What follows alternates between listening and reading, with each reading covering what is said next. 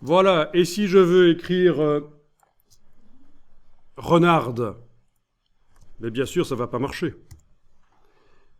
Ou renard. Donc, il va falloir que j'en tienne compte. Si je veux écrire renardo,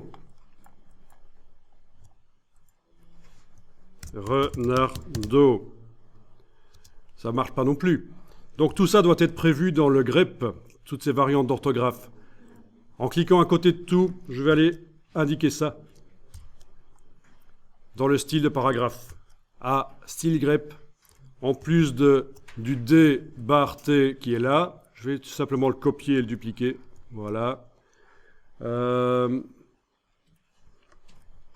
vais séparer ça par des points d'interrogation. Je vais mettre ici un E pour renard et renarde, point d'interrogation. Je vais peut-être prévoir aussi le pluriel, S, point d'interrogation. Je vais peut-être prévoir aussi le renardo, point d'interrogation, au pluriel, point d'interrogation. Normalement, avec ça, j'aurai renard, renarde, au pluriel ou pas, renardo, renarto, au pluriel ou pas. En principe, ça va devoir prendre toutes ces variantes. C'est assez génial. Ok.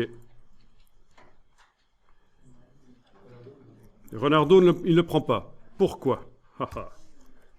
Ah, mais oui, forcément. Forcément. Ça, c'est un cas particulier. C'est parce que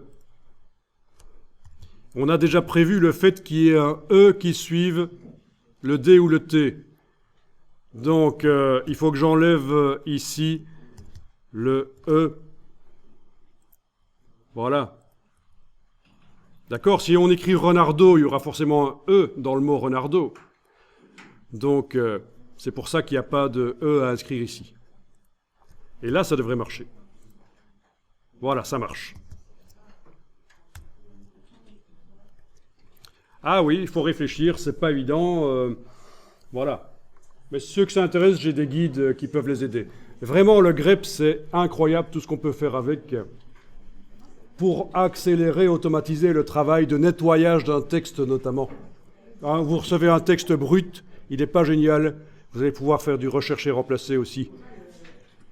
Parce que là, ce qu'on est en train de faire, c'est l'application automatique d'un style, mais vous avez aussi le grep dans le rechercher-remplacer. Édition, rechercher-remplacer. Edit, find, replace. Vous avez le recherche grep. On peut faire du rechercher-remplacer dans un texte par les commandes grep qu'on vient d'étudier. Donc ça se trouve à deux endroits, le grep.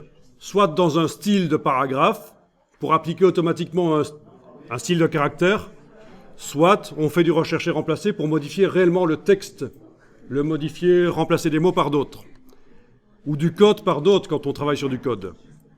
Vous allez forcément, si vous entrez dans un truc un peu technique comme le web, entendre parler du grep qui permet de modifier le code.